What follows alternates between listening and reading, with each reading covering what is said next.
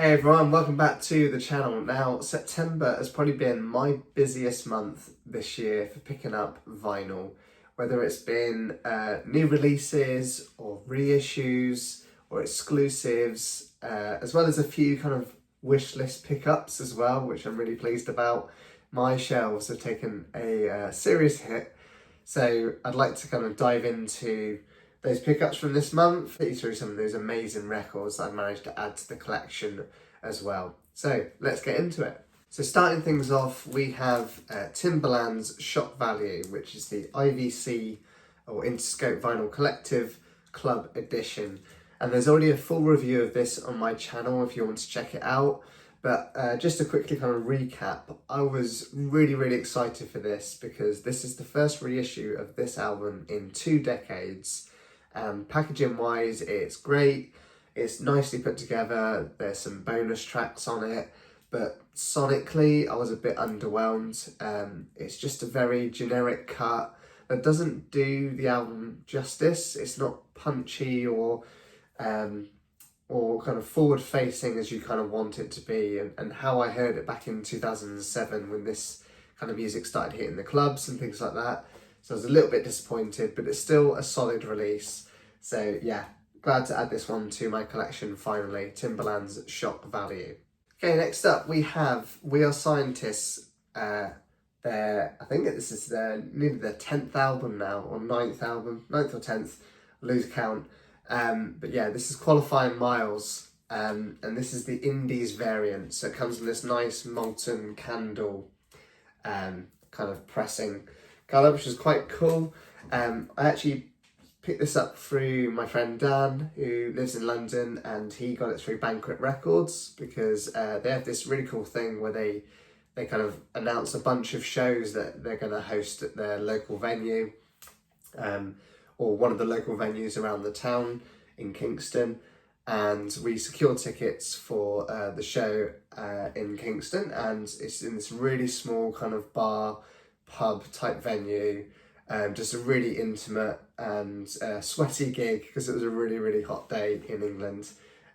We do have a few of those sometimes. Yeah, fantastic gig, but you know, this pressing, I'd say it sounds fine. I've never really known their albums to sound that amazing on vinyl. They're usually kind of generic cuts, cut at GZ Media or somewhere like that. But they always do choose some really nice colour variants, so I always pick them up. And the album's really good, actually. I really enjoy this. It's a really mature record from them.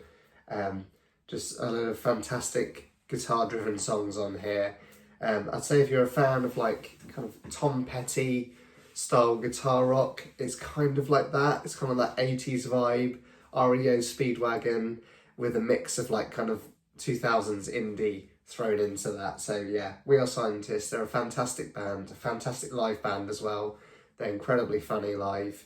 And yeah, they've just been going for quite a while now, since the early 2000s. So, you know, pressing wise, I think, yeah, I'm saying that this is kind of, it doesn't sound great, but you know, I am really hoping that kind of changes, or the winds change with that, because they've just announced their debut album that's getting a reissue for its anniversary. So With Love and Squalor, it's just their debut record. I've pre-ordered that one. I'm really hoping that one is going to sound fantastic because I've got an original US copy and that sounds a bit compressed. There's just a lot of music squeezed onto each side. So I'm hoping this new edition, which is spread across 2 LPs, is going to sound a lot better. And there's a few B-sides on there, which is always quite cool. So there we go. My other pickup this month was We Are Scientists Qualifying Miles. This next pickup absolutely floored me, right? Just in terms of how good it sounded. It is Simon and Garfunkel's Bookends. And this is from the 2024 pressing done by Mobile Fidelity, or MoFi as most people know them as. And it's pressed on super vinyl. You probably can't see that on the screen there, but this is kind of a transparent, I believe it's Neotech vinyl that they use. Yeah, really quiet sounding vinyl. It's probably the quietest vinyl out there on the market. But yeah, I'd heard lots and lots of great reviews, rave reviews in fact, about this reissue, and they were absolutely right, because they've pressed this on ultra quiet super vinyl. This is probably the best I've ever heard this record sound. It sounds incredible. It's rich, it's dynamic, it really captures the emotion of the music on this record, and it's almost, it's kind of like a perfect album in my mind. Just a fantastic record, essential to have in your collection. And I think this is one of the best MoFi titles I've picked up as well. I've not got many in my collection, but they all sound great. But this one probably takes the cherry on top, or whatever you want to say. It's right at the top of my list. It's fantastic. Seriously, grab it if you see it for retail price. You won't be disappointed. So there you go, Simon and Garfunkel's Bookends. This next one is probably my favourite live album ever from any artist or band. It is Talking Heads' Stop Making Sense, and this is the 2024 deluxe edition. So I've already got a copy of this album, the original pressing. I believe it's a German pressing I've got, or the first German pressing, which sounds okay. It's it still sounds good, but this apparently sounded much better, and it has the kind of full live show on there, which is quite cool. I picked this up from Rough Trade.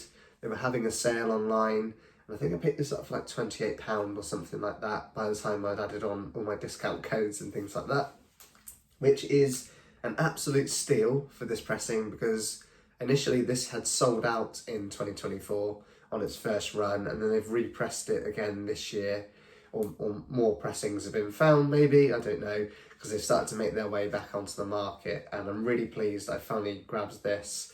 It absolutely lives up to the hype, because again, people were just raving about how good this sounded. It's pressed at Optimal Media as well, so they're usually pretty damn good at pressing vinyl, and this is no exception. This is one of their better pressing. It's dead quiet, it's beautifully mastered, and it just does full justice to this fantastic live album. And honestly, that's quite rare for a live album on vinyl to sound this good. So I think this one should be, again, another essential part of most people's collections, especially if you're a big Talking Heads fan. Talking Heads fans they'll wax lyrical about this record or this album and show it's fantastic. So there you go, Talking Heads, Stop Making Sense. And then I picked up another record in that Rough Trade sale they were having. So this one is Syl Johnson's Diamond in the Rough, and this is from their Essentials edition range that Rough Trade do. I believe it's across the UK and the US they do this, but yeah, it's on a Tiger Eye vinyl, which actually I'll get it out and show you, because it's a really cool, sorry, a bit noisy, really cool colour vinyl. This is Tiger vinyl, Tiger Eye vinyl. I quite like that. It probably doesn't do it justice on camera actually, but when you put it on the turntable it looks fantastic. But yeah, this was an absolute steal. I grabbed this for £12, which is a fantastic price for such a great record. And actually, I didn't really know the album all too well. I've heard the singles, like songs like I Hear the Love, I Hear the Love Chimes and Let Yourself Go. Another fantastic song. But I've been playing it a lot since. I really enjoy this. And Syl Johnson, he's just one of those artists who I think deserves way more recognition than he gets. He's kind of like lives in the shadow of almost like Al Green, but he should be up there in discussion. Fantastic artist, and this album is I'd say it's a great entry point for anyone who's looking to kind of give him a go. And not only does this pressing look stunning, it actually sounds pretty good as well. It almost sounds like this could be a AAA cut. I can't confirm that because there's just not enough information about it online, but it does sound really good to my ears and sounds great in my system. So really pleased I picked this up, especially for the price of admission. I can't go wrong with £12. Fantastic price for that. So there you go, Syl Johnson, Diamond in the Rough. This next one was probably my biggest pickup of the month, and it is the Velvet Underground box set of the Verve and MGM albums. And this has been released a few times, right? This is actually a repress in 2025 by Sundazed, who quite often put out these kind of style of reissues. But yeah, this is a box set that has got a lot of reputation online for sounding absolutely incredible. I think it was back in the kind of mid 2000s they released this. Might have been 2017, I want to say. But this is this year's repress of it with a kind of slightly different box set. And what you get in this is quite a few monster records, right? You get the debut record of Velvet Underground and Nico, fantastic record. Actually, I'll just show you the records. It's pretty easy to step through them like that. So there we go. You've got the Velvet Underground and Nico, and you'll notice straight away that what they've done on this reissue is they've stripped back the banana, so you get the naked banana, but within the box set you do get a banana sticker or vinyl sticker that you can kind of put on top of this if you want to. I'm probably not going to do that. I'm probably just going to leave it as is. And this is a mono pressing, and this is probably the best I've ever heard this album. I've got a few copies of this in my collection, a stereo copy as well as another mono copy. But yeah, this one, yeah, sounds fantastic. I love it. And then next up you get their next album, the sophomore record, White Light, White Heat. Another great record by the Velvet Underground. This again is a mono cut, sounds really, really good, really well mastered, and all of these were mastered by Kevin Gray. So you know you're getting something good when Kevin's name's in the dead wax. But yeah, White Light, White Heat. You also get the mono cut of their third self-titled album, which this is a really good album, by the way. Obviously, it's got a lot of great songs on it. It's got What Goes On it, which I love that track. Ever since I saw it in that Joy Division biopic. Yeah, fantastic record. But this is the one that disappointed me the most. Unfortunately, all of these records were pressed at RTI, and they are normally a really good pressing plant, but for some reason, every single one of them has some sort of quality issue with them, and this one was the worst one. I don't know if you'll see this on the screen. You probably won't actually. But there's a bit of ghosting on the label. Yeah, it doesn't really make it out. But each one of these records has ghosting on its label, so it's almost like you can see the Verve kind of T cross there, kind of ghosted and at a different angle. It's a bit weird. But this one also has loads of like cooling marks on it, I think they're called, across the record, and what that's kind of resulted in is actually this is a really noisy record, unfortunately. I could in theory get it replaced via, I got these up, picked this up by a turntable lamp, and I could email them for replacements, but I did notice that they ask you to pay for shipping. Because they're in the US, it's just going to cost me, probably more than the record's actually worth to get that replaced, so I'm probably just going to live with it. It's not too distracting, but it's just a bit annoying because this wasn't a cheap box set by any means, but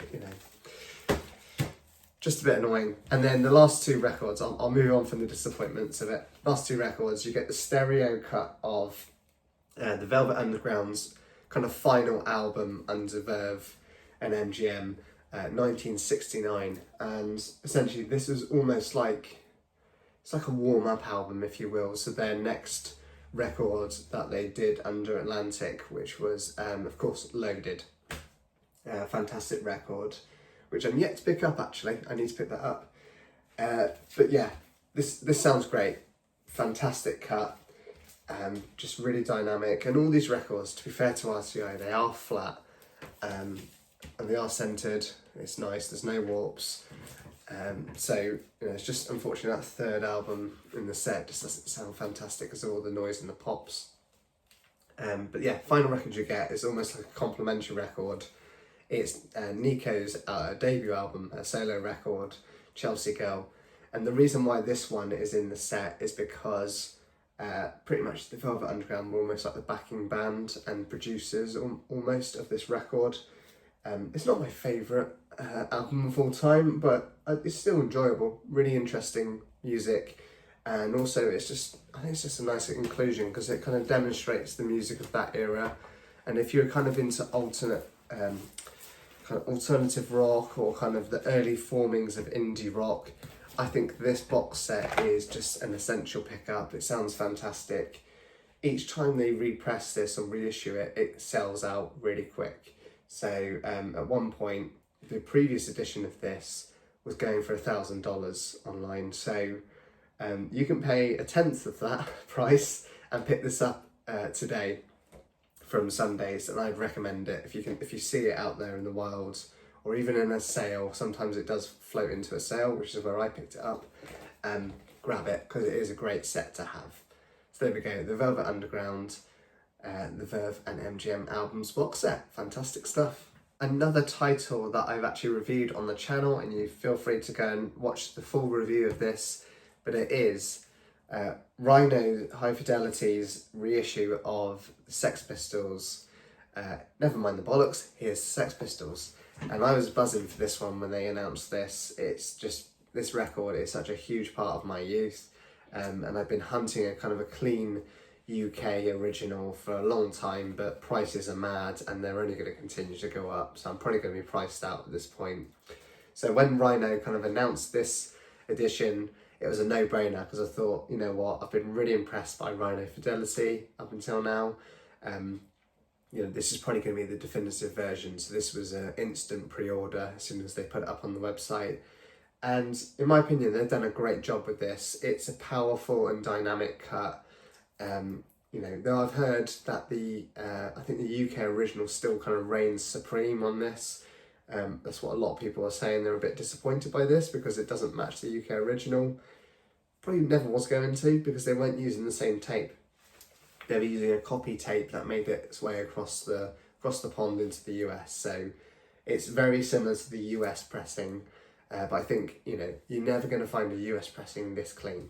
So that's the way I kind of justify things with these reissues. But yeah, that aside, I love the artwork here that they've gone with the US artwork. It's bold and it's iconic and visually striking, and visceral as well, as visceral as the sound on the record is itself. So yeah, another pickup there. Lovely stuff from Rhino. The Sex Pistols, never mind the bollocks, here's the Sex Pistols.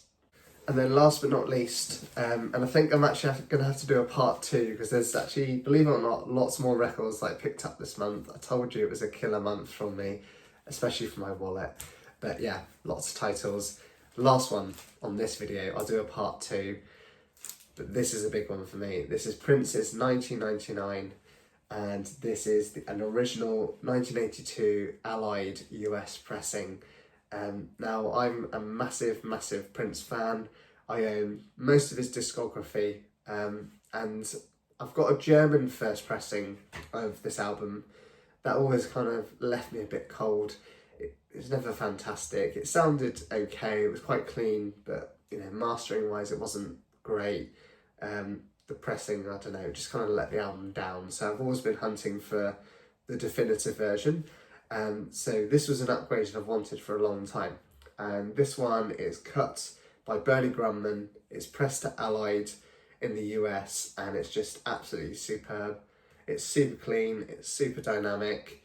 It's not an audiophile recording, don't get me wrong, you know, because I think this album was actually recorded across multiple studios. So, you know, tracks like Little Red Corvette is always going to sound a bit ropey on any edition of this record, any pressing, because I think, yeah, he recorded that at a home studio and then he just did kind of overdubs and backing vocals at Sunset Sound. And there's a few tracks on there, on this record like that. They don't sound amazing. They're not, you know, audiophile level, but still an incredible album. And this is the best version I've heard so far. I wanted that prestigious first pressing, and I think, you know, my hunt's finally over. Unless I want to get that big old deluxe box set that goes for stupid money these days. Yeah, I'm going to stick with this. Fantastic record. and a nice one to end the video on as well. So yeah, Prince's 1999. Okay, so that wraps up my part 1 of my September pickups for this year. Easily one of my biggest months for new vinyl yet. But let me know in the comments which one of these would you have picked up, or have you got in your collection, and let me know what you think of it. But yeah, part 2 will be coming up really, really soon, and we'll go through a few absolute bangers that I managed to pick up this month. Make sure you subscribe so you don't miss that, and thank you very much for watching, and I will see you in the next one.